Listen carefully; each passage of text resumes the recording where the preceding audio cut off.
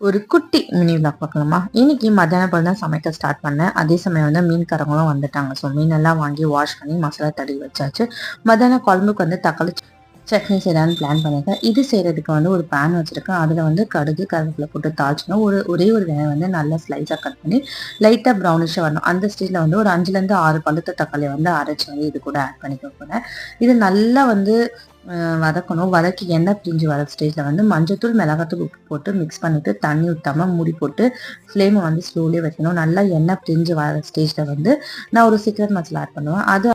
அதுக்கு 1/2 ஸ்பூன் வெந்தயம், 1 spoon சீரகமும், 1 spoon கடுகு வந்து நல்லா ட்ரை ரோஸ்ட் பண்ணி ஒரு அரைச்சி வந்து நல்லா ஃபைனாக அரைச்சி ஒரு பாக்ஸில் போட்டு வச்சு எப்போ தேவையோ நம்ம ஆட் பண்ணிக்கலாம். இதில் வந்து ஒரு 1/2 ஸ்பூன் ஆட் பண்ணிவிட்டு 2 நிமிஷம் வந்து ஃப்ளேமை வந்து ஸ்லோவில் வச்சுட்டு நீங்கள் மிக்ஸ் பண்ணி பார்த்தீங்கன்னா டேஸ்ட் அழுத்தி கண்டிப்பா இந்த மாதிரி மெத்தட்ல ஒரு தடவை ட்ரை பண்ணி பாருங்க. இந்த சட்னி இட்லி, தோசை சாப்பாடு எல்லாத்துக்கும் அல்ட்டியா இருக்கும்.